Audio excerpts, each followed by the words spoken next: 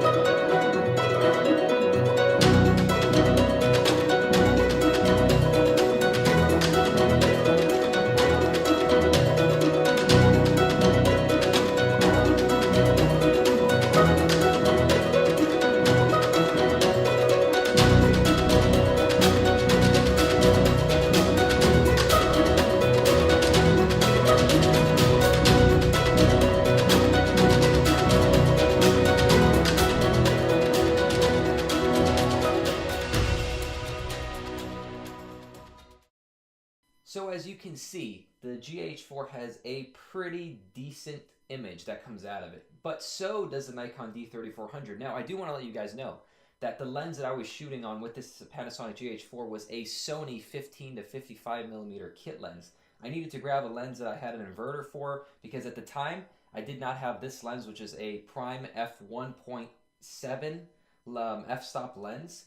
And this is actually a 25 millimeter lens, so it wasn't really the focal length that I wanted. I kind of wanted to stay at 18 to 55, and so is the other one, the D3400, 18 to 55. I kind of wanted to match them up so they had the same focal length, so you can see exactly the same exact image. Now, I want to try to go ahead and tell you guys this, though, in the right way, that those images that I showed you, they're mostly based on what I was kind of feeling as grading. They weren't really graded the same on the cinematic shots. When the top to bottom shots, those were graded exactly the same, so you can see exactly the difference between the quality between the cameras. Now, I do want to say though, as you can probably tell in some of the shots, I actually thought that the Nikon D3400s had some pretty good shots, especially when they were graded. It had some really nice color.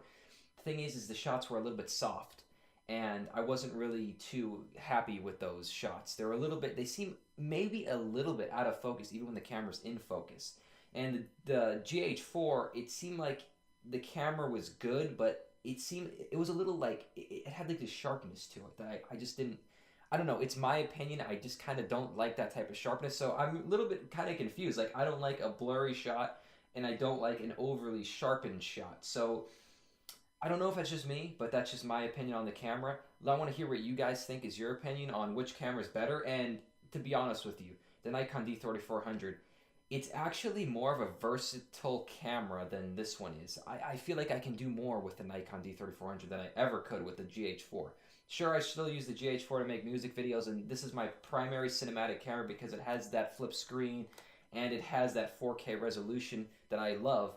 But for photography, I'd rather use the D3400 just because it just feels a little bit more like I don't have to take such good care of it. Like this, holding this camera right now, like I feel weird, like it's not around my neck or anything like that. I feel like I could drop it, and like I take such good care of this camera that like I don't use it. And I don't know, it's just that's just something that's an issue with for me with these types of cameras. So if I were you and I was gonna buy either this one or that one, I would say if you're a beginner photographer or cinematographer or even an intermediate, like you've made some short films, you do pretty good. I'd still say get the D3400 over the GH4, and I would only say get the GH4 only if you're gonna make like a cinematic kind of like 2 hour long feature film or something that's gonna require like a heavy duty workload. Then I would say get the GH4 over the D3400 just because it has better low light, even though it's a 4/3 image sensor. It does have better low light capabilities, and it can shoot that 4K resolution, especially that 96 frames per second slow motion, which again, that's a little detail that's just a little bit better than the D3400. You can just see that just a little bit more money can get you a lot more in a camera. But one side note that I will say, the D3400 does not have an audio jack like for headphones. And I know that this camera does have one here, as well as it does have a remote plug-in, so you can connect the remote and hold in that shutter for long exposures. And it does have a few more other things that the other camera doesn't have. But at the end of the day, if I had to choose one over the other in my next short film, I would definitely say the Nikon D3400. So hopefully you enjoyed the video, guys. Hopefully you've learned a lot. And please go ahead and subscribe to the channel. Visit my Instagram page so you can see exactly the photography that I have taken with the Nikon D3400. And I will see you guys in the next video.